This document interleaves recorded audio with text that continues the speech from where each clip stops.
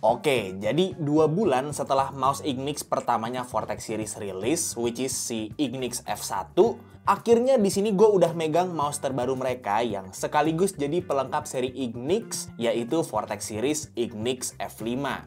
Rasanya kayak Thanos pas ngumpulin Infinity Stones, cuy.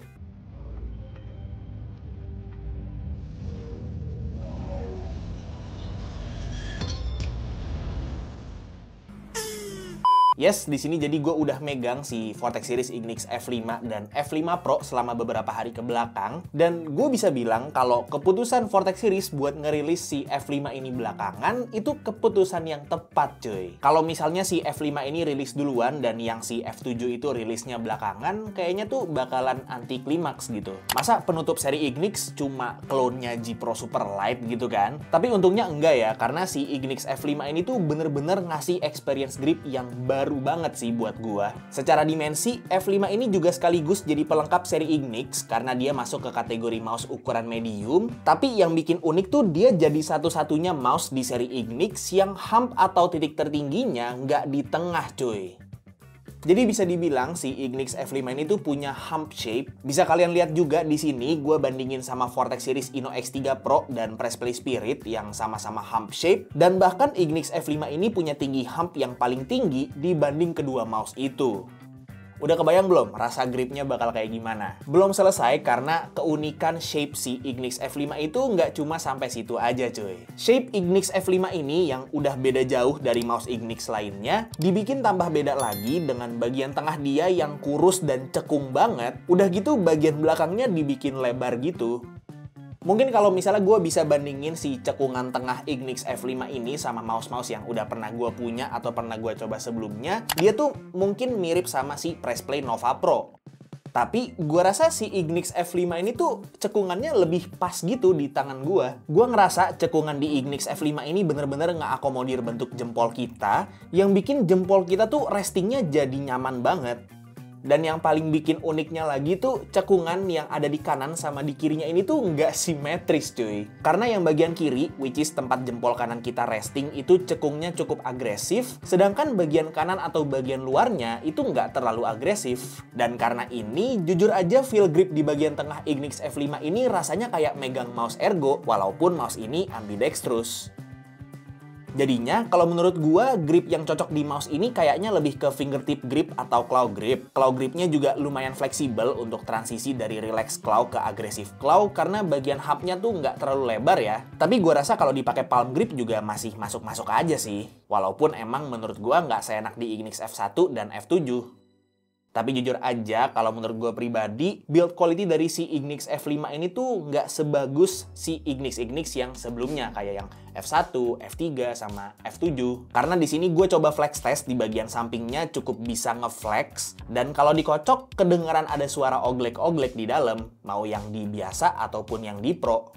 Tapi gue rasa itu doang sih yang kurang ya bisa dibilang dari build quality-nya, karena secara overall kayak misalnya klik-klikannya, scroll wheel-nya, ini cukup solid sih, bahkan bisa dibilang si side buttonnya ini kerasa lebih solid dibanding yang di F7 sama yang di F1 kalau nggak salah. Soalnya gue suka banget sama side buttonnya yang di F3, dan side button di F5 ini tuh mendekati yang si F3, jadi solid banget sih. Untuk bobotnya sendiri, di sini gue timbang ada perbedaan sekitar 1 gram dari yang versi biasa sama yang versi Pro, tapi kurang lebih ada di sekitar 48-49 graman. Gua nggak tahu ini masalahnya ada di coating yang nambah bobot kayak yang di F1 ya, atau mungkin karena pemilihan warna aja, karena biasanya mouse yang warna putih itu lebih berat dibanding yang mouse warna hitam. Jadi keep in mind aja kalau bobot antar si Ignix F5 itu nggak se-uniform itu ya kalau dibanding sama si F3 sama F7. Paling itu aja sih ya yang bisa gua bahas secara detail soal si Vortex Series Ignix F5 series ini, karena ya sisanya basically sama persis sama Ignix yang sebelumnya gitu, masih uniform. Sensornya sama-sama pakai PAW3311 versi upgrade buat yang F5 biasa dan PAW3395 Pro buat yang F5 Pro. Polling rate-nya sama-sama 1000 Hz dengan MCU BK3633. Switch-nya juga masih pakai Huano TBS PD buat yang F5 biasa dan Omron D2FC F7N di F5 Pro.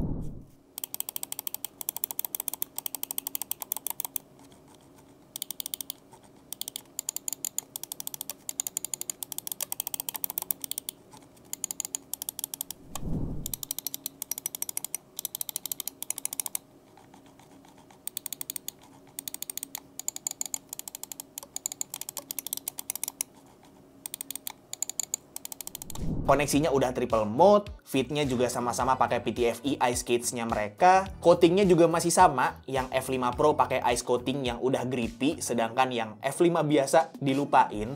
Dan softwarenya juga masih pakai WebDriver universal yang available buat semua seri Ignix. Not today.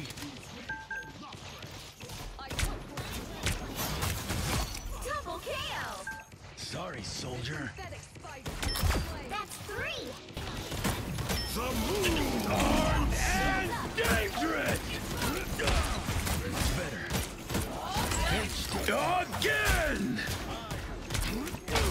Double kill! Disappear!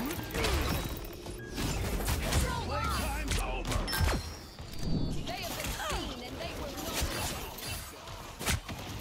endless co-op time! Enemies perfect!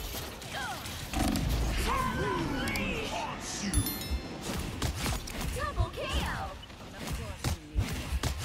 That's 3! Wow, 4 in a row!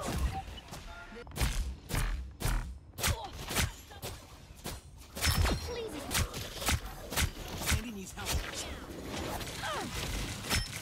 By the eye of Agamotto. Down to 30 seconds! A sniper targets us. Hell unleashed! Face my foes. Double kill! Oke, jadi Vortex Series Ignix F5 ini harganya masih sama dengan Ignix lain. Yang F5 biasa ada di 329.000 dan yang F5 Pro ada di 549.000. Paket pembeliannya juga masih sama persis, sama-sama dapat mouse-nya, dapat dongle, dapat kabel Type-C, dapat grip tape, extra mouse fit, dan pastinya user manualnya. Dan Vortex Series Ignix F5 ini setahu gue sih bakalan resmi jadi penutup seri Ignix-nya Vortex Series, yang artinya nggak bakal ada versi Ergo-nya sama sekali gitu, at least di line-up Vortex Series Ignix ini. Mungkin mereka bakal bikin line-up baru yang memang isinya tuh mouse Ergo semua gitu kan, tapi khusus untuk yang seri Ignix ini isinya ambidextrous semua. Berarti ini jatuhnya juga jadi pertama kalinya ada brand lokal yang ngeluarin 4 mouse berbeda dalam kurun waktu 2 bulan, dan mouse-mouse-nya itu tuh nggak saling makan satu sama lain, karena kan shape-nya beda-beda gitu kan. Ya bisa dibilang Vortex Series nih belajar dari kesalahan mereka yang dulu nggak sih? Dan balik lagi ke statement gua di awal video, menurut gua keputusan Vortex Series buat ngeluarin Ignix F1 duluan dan F5 belakangan itu keputusan yang bagus banget, karena ibaratnya mereka ngebuka dengan F1 yang jadi mouse medium to large pertamanya Vortex Series, dan nutup dengan F5 yang unik banget ini. Kalau si F3 sama F7 ya bisa dibilang pelengkap aja, karena yang F3 tuh kayak regenerasinya Ino X2, terus yang F7 ya kelon G Pro Superlight. Jadi kalian sekarang bisa mulai milih-milih nih dari F1 sampai F7 mau beli yang mana gitu kan. Bisa nonton reviewnya dulu untuk masing-masing mouse yang linknya udah gua taruh di deskripsi semua. Atau mungkin kalian mau gua bikinin video rekap semua seri Ignix. Coba komen di bawah. Paling segitu aja untuk review singkat gue terhadap si Vortex Series F5 dan F5 Pro ini. Link pembeliannya udah gue taruh di deskripsi, dan semoga video ini bermanfaat buat kalian semua. Like kalau kalian suka videonya, dislike kalau nggak suka, dan jangan lupa subscribe supaya kalian nggak kelewatan video gue yang selanjutnya. Kita ketemu lagi di video selanjutnya. It's been Tommy, and as always, peace out.